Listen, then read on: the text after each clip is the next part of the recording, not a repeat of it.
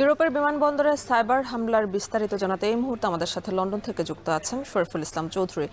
শরীফ, স্থগিত বিলম্বিত ফ্লাইট নিয়ে কর্তৃপক্ষ আসলে কি বলছে, আর কবে নাগাদ বিমানবন্দরগুলোর কার্যক্রম স্বাভাবিক হতে পারে, বিস্তারিত জানাবেন।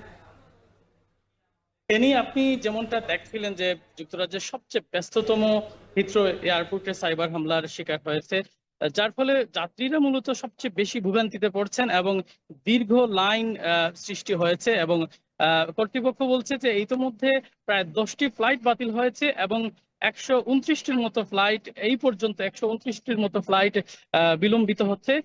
পাশাপাশি যাত্রীরা বলছেন যে তাদেরকে নির্দিষ্ট করে কোনো কিছু বলাও হচ্ছে না, ফলে লং কিউ সৃষ্টি হয়েছে। এবং কর্তৃপক্ষ যেটা বলছে যে এই সাইবার হামলার ফলে যেটা হয়েছে, আহ, যে online ticketing system, online system কিংবা এই যে ব্যাগেজ সিস্টেম, এগুলা কলাপস হয়ে গেছে এবং তারা সেটা ম্যানুয়ালি করছে, যার ফলে এটা দেরি হচ্ছে। তবে কর্তৃপক্ষ কবে নাগাদ সেটা স্বাভাবিক হবে সেটা এক্স্যাক্টলি এখনো বলেনি। তবে যেটা বলছে যে খুব শিগগিরই তাদের কাজ চলছে, খুব শিগগিরই সেটা স্বাভাবিক হবে।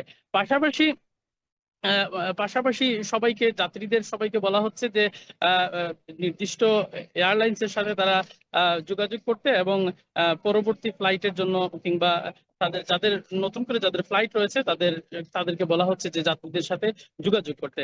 তবে কবে নাগাদ সেটা স্বাভাবিক হবে সেটা এখনো ঠিক বলা যাচ্ছে না। এই ছিল ধন্যবাদ আমার শরীফ। কাছে সর্বশেষ। হ্যাঁ। ইউরোপের বিমানবন্দরে সাইবার হামলার খবর জানাচ্ছিলেন সহকর্মী শরীফুল ইসলাম চৌধুরী।